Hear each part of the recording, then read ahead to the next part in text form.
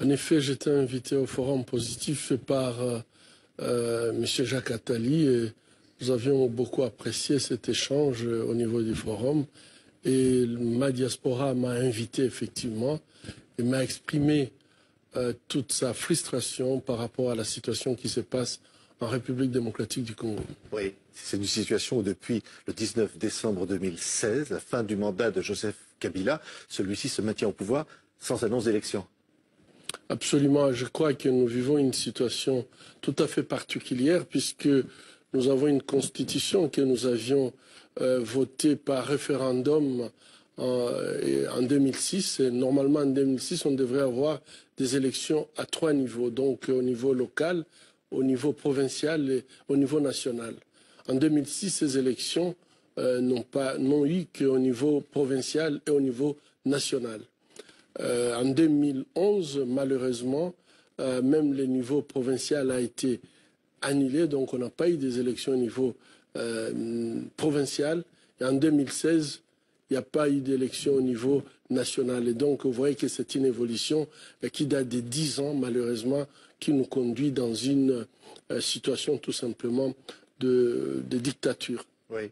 Vous qualifiez cette situation aujourd'hui de dictature ? De toute façon, si la base, si le souverain primaire ne peut pas s'exprimer et que depuis 2010, on ne peut pas nous dire exactement pourquoi il ne peut pas s'exprimer, donc progressivement, notre constitution est en train d'être mise entre parenthèses et c'est extrêmement dangereux pour une démocratie. Vous dites quoi aujourd'hui à Joseph Kabila ? Je crois que le message, c'est que le contrat qu'il avait signé avec le peuple congolais, cette constitution devrait être respectée. Et aujourd'hui, la chose qui peut sauver la République démocratique du Congo, c'est retourner à l'ordre constitutionnel. Quand vous dites pour sauver la République démocratique du Congo, vous voulez dire par là qu'aujourd'hui la République est menacée ? Elle est menacée puisque à partir du moment où nous sommes dans une situation où la Constitution n'est pas respectée, toutes les institutions qui aujourd'hui gèrent la République démocratique du Congo sont illégales.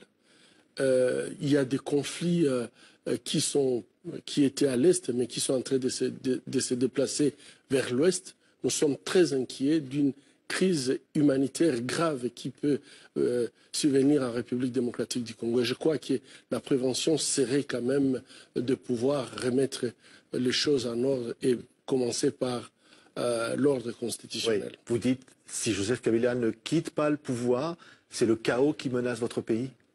Mais le chaos est déjà là.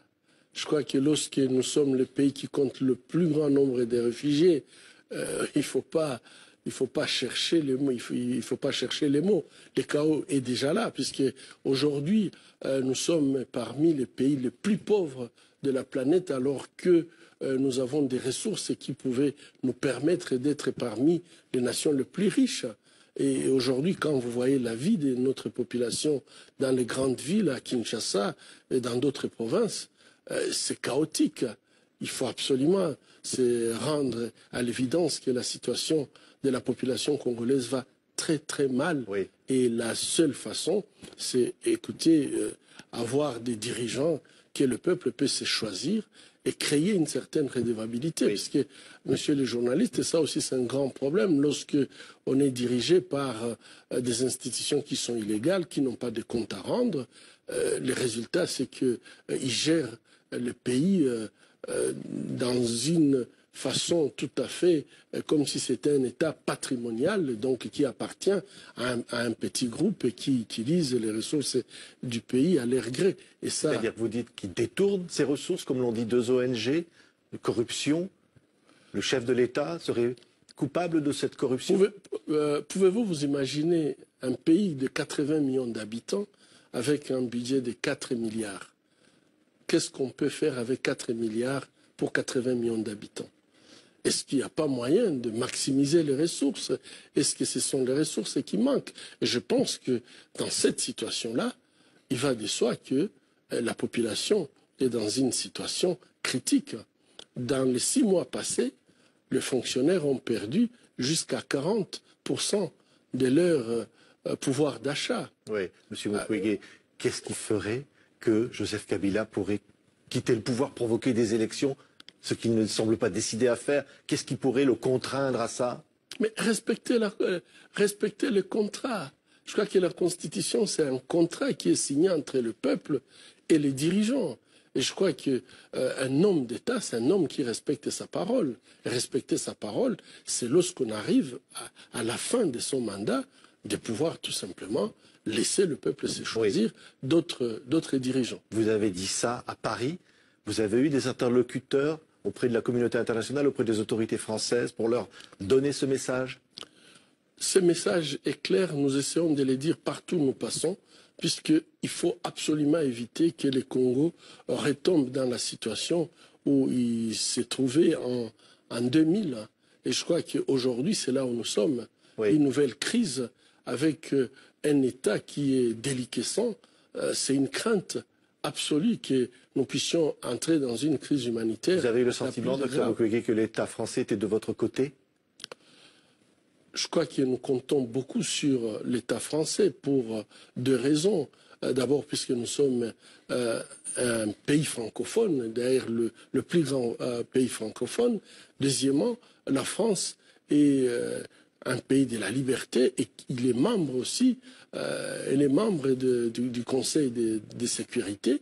Et de ce fait, nous pensons que la France peut jouer un rôle très important dans la crise congolaise, essayer de trouver une solution qui nous évite de perte de vies humaines. Qu'est-ce que vous pourriez faire, Dr Mukwege, au cas où cette situation se présente? Transition, vous pourriez être cet homme de la transition pour votre pays? Je crois que discuter de la transition alors qu'il n'y a pas vacances, je crois que c'est être dans l'utopie. Et je pense que l'utopie, ça peut nous amener à faire perdurer la situation. Il faut être réaliste. La première chose, il faut d'abord qu'il y ait vacances, qu'on rétablisse l'ordre constitutionnel. Vous seriez prêt à prendre, vos responsabilités? Et je pense que si il y a vacances, et si en fait on rétablit l'ordre constitutionnel, la chose qu'il faut faire, il faut organiser les élections. Et nous exigeons que les élections soient organisées comme on nous a promis à la fin de cette année, vous pourriez vous présenter 2017. Je ne suis pas candidat. Merci, Dr Denis Mukwege, d'avoir